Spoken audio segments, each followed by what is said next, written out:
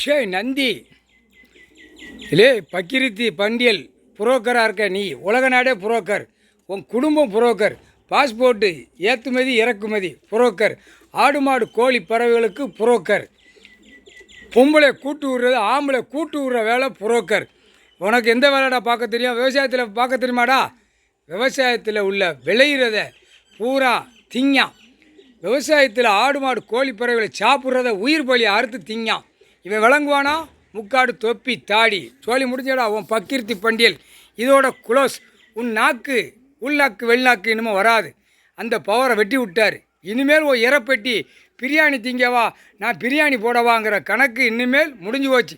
உன் வீட்டில் உன் பொண்டாட்டி பிள்ளைகளை கறி சதைகளை அறுத்து பிரியாணி போடுவேன். அந்த மாதிரி உன் மூளையை யூஸ் பண்ணி பிரட்டி விட்ருவார். கடவுள் சீக்கிரமாக பிரட்டி விடுவாரா?